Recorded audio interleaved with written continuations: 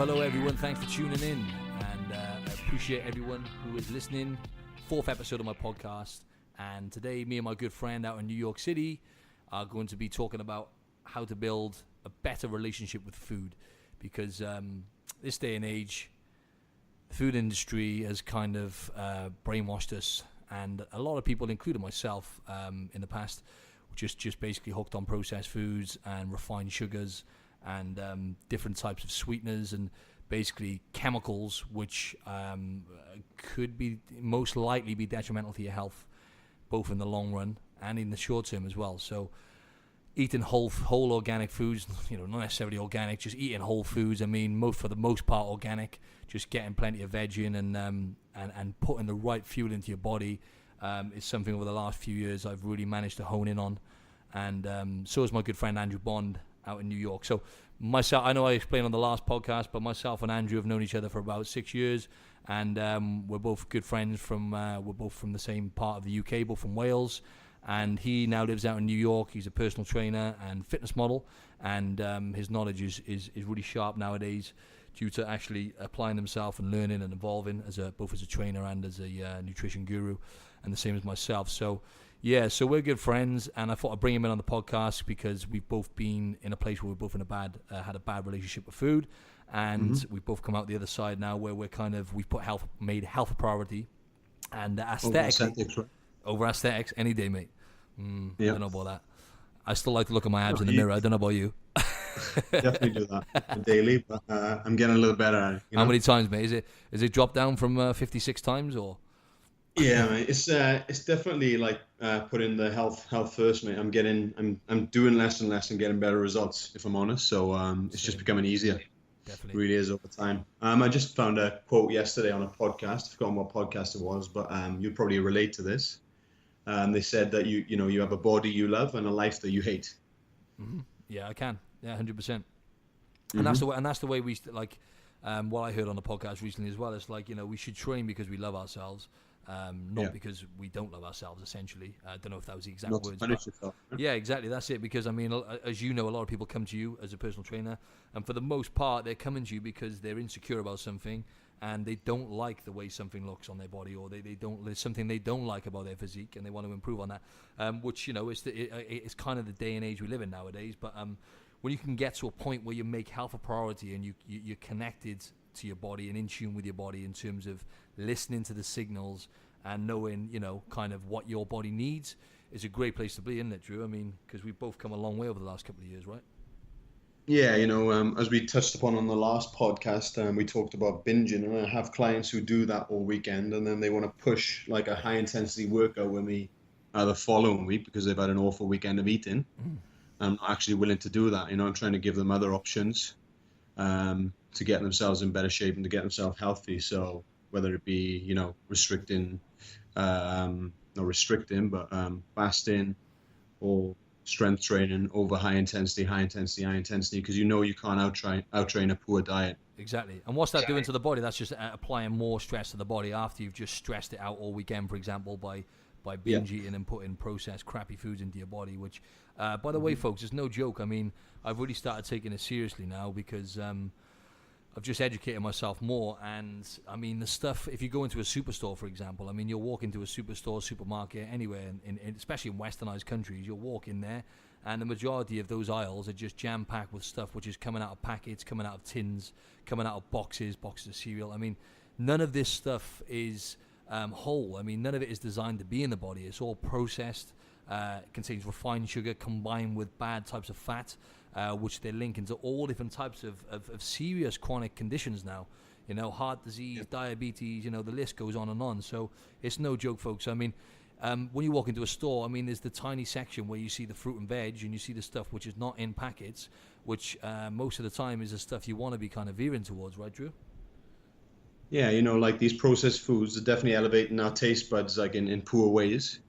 Since I've kind of restricted supplements like sweeteners and supplements and started eating a lot more fruit and vegetables, the taste of but you might not believe this, but the taste of like peppers or strawberries or blueberries is off the scale. Yeah, the taste buds are heightened for sure. Yeah, I can totally agree with that. I mean, even when I have like I'll throw something in different, like you said, I'll throw in some red peppers, or even like, say for example, some raspberries or some berries. I mean, it definitely must do something to the body, because the body obviously adapts to having foods which are more wholesome, and you're not having as much refined sugar. And because let's face it, this is what I was trying to get at with the food industry. I mean, they're designing foods for the most part not given a blind,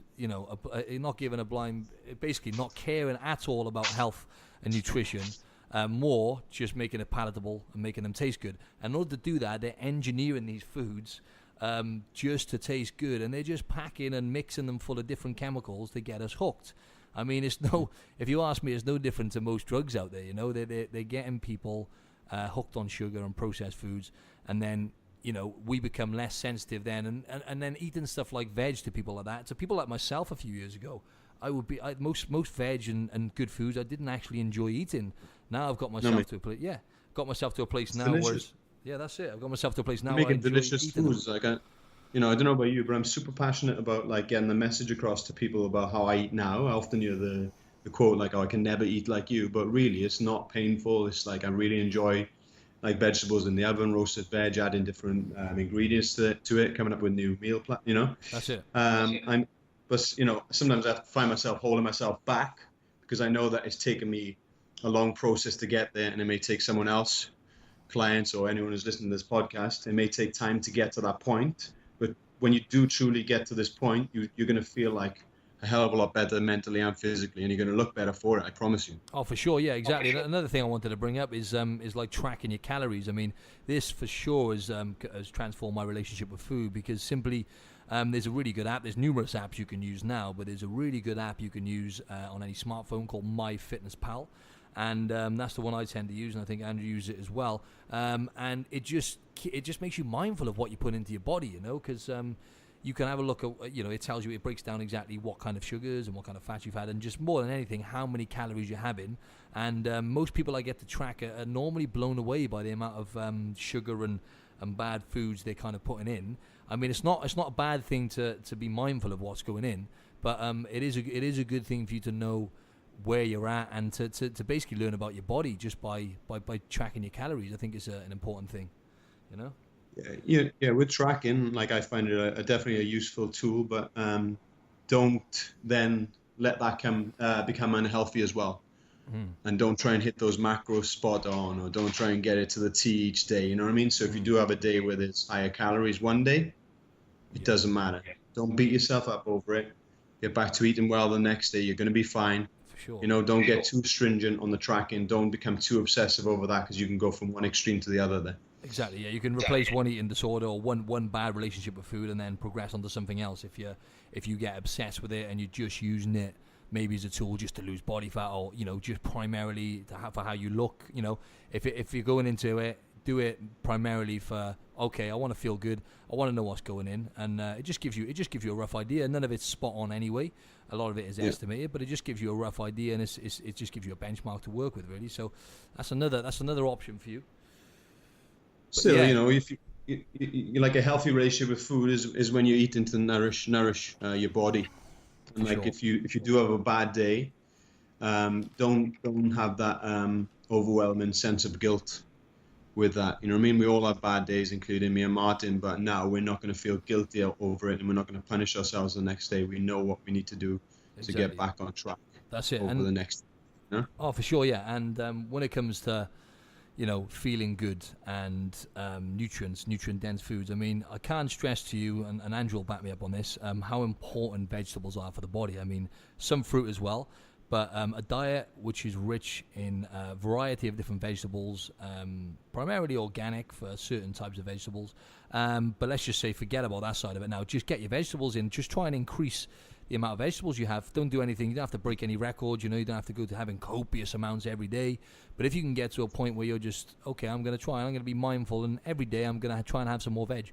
That is a game changer. What's your thoughts on that, mate? It's a good start as well, mate. Making those small habitual changes is obviously going to help you in the long term as well. But also with the vegetables, you'll find that if you're eating them first during a meal, you're going to be full. So you start eating the meal with vegetables, you have an adequate amount of protein and some good fats, and you're less likely to overeat and binge on those carbohydrates then. Exactly, because you're having numerous different types of fiber as well, which is gonna it's gonna give you sustained energy, and not to mention all the chemical compounds you find in vegetables, which they're linking to all sorts of great health benefits. So it's just something simple. It's something everyone knows, but it's a tough one. Like you said, it's a long road to kind of get out of that habit of eating stuff which comes out of package, because we're kind of brainwashed a bit. And another thing I wanted to get Andrew's insight on is fats, healthy fats. I mean, and different types of fats, even a certain amount of saturated fat, and even a bit of cholesterol. I mean, it's essential for the body. So just kind of reducing the amount of carbs you eat and exploring more with the healthy fats, such as nuts, avocado, oily fish like salmon, mackerel, tuna, herring, any kind of oily fish like that. Even some, if you're not a vegetarian, this is, by the way, like good quality meat, like grass-fed meat, different types of oil, olive oil, coconut oil, which is, any type of coconut really is just contains something called medium chain fatty acids. So coconuts are really, really good, whether it's the oil or the yogurt, whatever it is. It's another good source of healthy fats. And just exploring the fats and having more veg as opposed to having bread, pasta, and refined sugar on a daily basis. If you can switch over, or at least kind of veer towards the veg and the fats a bit more, that is going to open you up and make you learn a bit more about your body as well, right, Drew? Yeah, definitely for health and longevity in the long term, you can make a switch over to that. Obviously, what works best for you. If you don't like a lot of fat, then I wouldn't encourage you to do so. But for health reasons, then most definitely, mate. And you can also add some coconut products on top of that. I know you've experimented a little bit with like coconut yogurt, which is a delicious little snack, right? So mixing that with blueberries and coconut flakes, that'll work well for you. I also, myself, sometimes I'll throw in, like you mentioned cholesterol, I'll throw in days where my cholesterol spiked. And that helps with like strength gains in the gym. For sure, yeah. I've also done a week to 10 days of high cholesterol. Just for hormone levels and obviously strength gains, but I didn't do that too long, because if you do it over a long period of time, you will start getting aches in the joints. So just be aware of that. Detrimental, yeah, for sure. It's like anything though, and anything you do too much of, you just gotta. It's like fasting. You fast too much, it could be unhealthy if you do it all the time vigorously. Like we brushed over on the last episode, but. Yeah, like when it comes to cholesterol as well and saturated fat, I mean that's another myth and something which we've been kind of let's just say lied to about, really. I mean, over the years we've been told that sugar was okay, and having a high carbohydrate kind of diet was good as long as you have low fat. Everything has to be low fat, and saturated fat is bad. It's killing you. It gives you heart disease. Most of this is just so inconclusive, and basically it's just not correct information. So. Having a small amount of saturated, having eggs, for example, which contain cholesterol and saturated fat. If you can get organic eggs, that's more ideal. And meats which contain saturated fat and cholesterol, like let's just say different types of steak which come from a cow. If you can get grass fed, it's better. But these like cholesterol has its place for health benefits as well. I mean, cholesterol can help fight infection, helps transport nutrients around the body. And fatty acids, so it's actually an essential nutrient to have, so these things, and saturated fat, so you need to have a certain amount of saturated fat in your diet, because these two things I just mentioned, saturated fat and cholesterol, are actually important for hormone production as well. So it's the studies they've done, they haven't actually gone into detail and told us that the people they've actually got these, the way they've got these stats is by most of the time people who are not healthy people. They sometimes have a sedentary lifestyle. They're mixing the refined sugar. Yeah, they drink and they're mixing the refined sugar with the fat on a regular basis. And no shit, that's going to be bad for your health. But it's not the saturated fat and cholesterol alone which causes problems. So ignore that shit, I'd say. Yeah, people might say as well. Obviously, you're talking about different food choices. Like people say, eat everything in moderation, which is good, but when you have an unhealthy relationship with food, chances are there's another underlying issue. So it's not just psychological. It's about, it could be a psychological issue. It could be stress or work. Yeah, exactly. Or a relationship with your partner, or you're not in a relationship, or you're trying to fill a void in your life.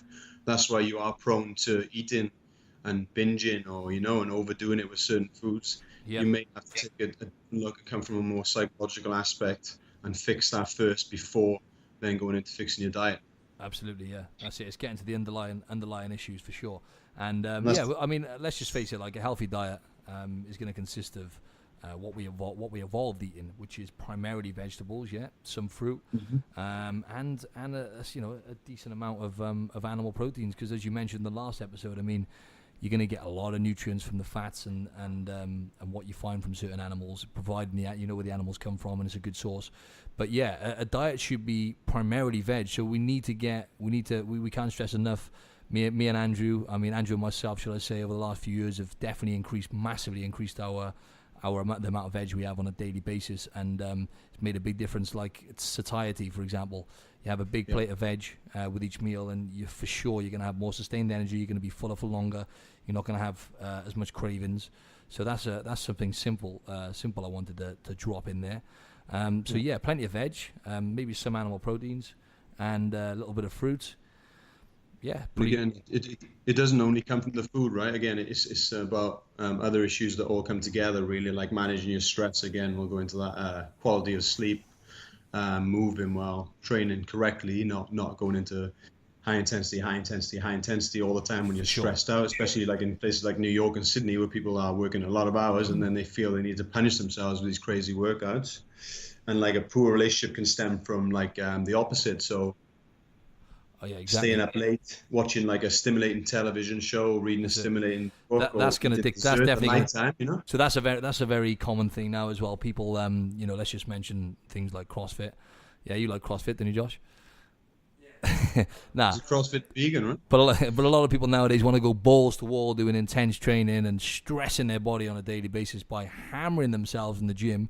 And then what it's just doing to the metabolism then for most of the time it's just going to, if anything, it's going to slow your metabolism down. If you go in hell for leather, you're not de-stressing by kind of counteracting some of that with maybe doing some yoga and focusing on stretching and getting your body to move well. And you're just going balls to wall all the time, and then your appetite's actually sometimes going to increase anyway because you're burning so many calories, but also you're sending your body the signals and your metabolism the signal to slow down, and that's a survival mechanism. So, you should really hone in on focus on moving well, focusing on stretching, mobility, maybe throwing some yoga in there, strength training, lifting weights properly, and just going for whole foods for the most part. And if you want having a crap meal here and there, I like to do. It's good for your mind, so that's not a bad thing. So just for the most part, just try and seek out the whole foods and eat less processed foods. Basically, it's pretty straightforward. What would you say, mate? What's your insight now to finish this one off? Just remember that, like, when you eat poorly, you're gonna add more guilt, right? So guilt's associated with that, and that's gonna stress you out. And then likelihood is you're gonna eat poorly again because of the stress and the guilt. And it just becomes a vicious cycle. So just be extremely aware of that, and be aware that there's bigger psychological aspects to this. Sometimes if you find that you are doing all the right things, it's still not working, you might have to look a little deeper into that. Exactly. So just look after your body, drink plenty of water, try and eat whole foods for the most part, and learn how to train properly, get proper training programming, which you can get through me, by the way, coming soon. Anyway, I just wanted to drop my my socials. Go follow me on Instagram at Martin Silva Fitness. Check out my YouTube channel, Martin Silva Fitness, and don't forget to subscribe to this podcast and leave a 5-star review, preferably. And what's your Instagram, and? You can follow me at Mr. Bond Fitness. And what was your email again for the contacts? MrBondFitness@gmail.com. Awesome. Thanks for chiming in, and peace. Thank you, mate.